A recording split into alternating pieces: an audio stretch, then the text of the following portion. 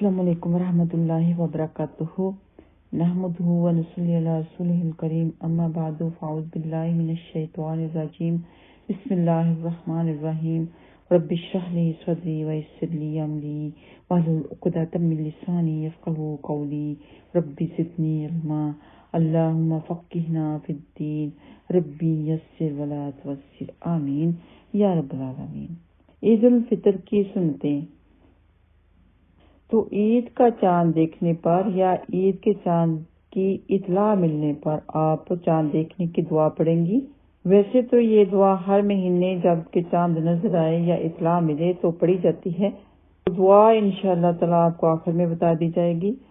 उसके बाद आपने तकबीरात कहनी शुरू कर देनी है। अल्लाहु अकबर, ला इलाहा इल्लल्लाहु, अल्लाहु अकबर वलिल्लाहिल हम्द। तो इनकी कसरत अपनी ज़ुबान पर रखनी है। नमाज ईद से पहले सदका फितर दे देना है और सदका फितर राशन की शक्ल में देना है। चाहे तो कोई चांद देखने के बाद नमाज ईद उल फितर से पहले दे दे, चाहे तो कोई 1-2 दिन पहले दे दे। सुन्नत नंबर 3 गुस्ल करना। सुन्नत नंबर 4 अच्छा लिबास पहनना। नंबर 5 खुशबू लगाना और मिसवाक करना। लेकिन औरतें तभी खुशबू लगाएं अगर उनको यकीन हो कि कोई गैर मर्द उनको स्मेल नहीं कर सकेगा। नंबर 6 नमाज ईद उल फितर से पहले ता खजूरे खाना, यानी 3, 5 या 7। नंबर 7 ईद उल फितर की नमाज के लिए ईदगाह जाना। ईद की नमाज में औरतों की शिरकत भी लाजमी है ताकि मुसलमानों की दुआओं में शामिल हो सकें। इसके बारे में नबी पाक सल्लल्लाहु अलैहि वसल्लम ने औरतों को खास ताकीद फरमाई थी। यहाँ तक कि ये फरमाया कि अगर एक के पास चादर नहीं है तो उसके साथ वाली उसकी जलबाब के साथ चली जाए, यानी कि एक चादर के साथ 2 औरतें चली जाएं, लेकिन जाएं जरूर। नंबर 8 ईदगाह पैदल जाना, यानी अगर इतना थोड़ा फासला है कि आप पैदल जा सकते हैं तो फिर गाड़ी में जाने की जरूरत नहीं है, पैदल जाएं और सुन्नत पर अमल करें। नंबर 9 अपने दोस्तों के साथ, अपने रिश्तेदारों के साथ मिल के ईदगाह जाना, ये मुस्तहब अमल है। नंबर 10 घर से ईदगाह जाने तक तकबीरात कहना। नंबर 11 नमाज ईद उल फितर के लिए एक रास्ते से जाना और दूसरे रास्ते से वापस आना। नंबर 12 ईद उल फितर की मुबारकबाद उन अल्फाज में देना कि तक़ब्बलल्लाहु मिन्ना व मिनकुम। ये सुन्नत से साबित है।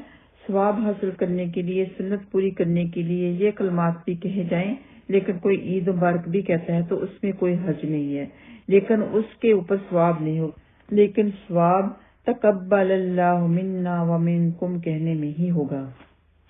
अगर एक को कहना है तो मिन का कहें, अगर सबको कहना है तो मिन कुम कहें।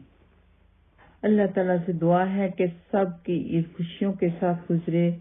सवाब हासिल करने के लिए अपने रिश्तेदारों से मिलें, कोई नाराज हैं तब भी उनसे मिलें, अपनी नाराजगी को दूर करें। अल्लाह ताला की रजा हासिल करने के लिए, रहमतें बरकतें हासिल करने के लिए और पुल सात पर से आसानी से गुजरने के लिए सबको चाहिए कि अपने रिश्तेदारों से अपने ताल्लुक को मजबूत करें। अब आखिर में चांद देखने की दुआ पढ़ लेते हैं। अल्लाहुम्मा अहिल्लहु अलैना बिल अम्नि वल ईमान वस्सलामती वल इस्लामी रब्बी व रब्बुकल्लाह। तर्जुमा है, ए अल्लाह इस चांद को अमन, ईमान, सलामती और इस्लाम के साथ हम पर तुलू फरमाइए। ए चांद मेरा और तेरा रब अल्लाह है। वैसे तो ये दुआ चांद देखकर पढ़ना सुन्नत से साबित है, लेकिन कोई चांद नहीं भी देखता, कोई खबर पा लेता है तो वो भी पढ़ ले तो इसमें इंशाअल्लाह ताला कोई हर्ज नहीं होगा। ईद पढ़ने के बाद गले मिलना सुन्नत से साबित नहीं। बच्चों को, रिश्तेदारों को ईदी देना सुन्नत से साबित नहीं। ईद मुबारक कहना सुन्नत से साबित नहीं। लेकिन ईद की खुशी में कोई ये अमल कर लेता है तो उसमें कोई गुनाह की बात नहीं है, क्योंकि बुखारी की हदीस नंबर 3931 में है कि 2 लड़कियां शेर वगैरह पढ़ रही थीं। हजरत अबू बकर सदीक रजी अल्लाह तआला अन्हु ने उनको मना किया तो आप सल्लल्लाहु अलैहि वसल्लम ने फरमाया, अबू बकर उन्हें छोड़ दो, हर कौम की ईद होती है और हमारी ईद का आज का दिन ये है। تو اس حدیث کو مد نظر رکھتے ہوئے ہم خوشی کے طور پہ، خوشی کے موقع پہ عید مبارک یا گلے ملنا یا عیدی وغیرہ دینا، اس طرح کی خوشیاں کر لیں تو اس میں انشاءاللہ تعالی کوئی حرج والی بات نہیں ہے۔ اللہ تعالیٰ سب کے گھروں میں عید کی خوشیاں نصیب فرمائے۔ السلام علیکم ورحمۃ اللہ وبرکاتہ۔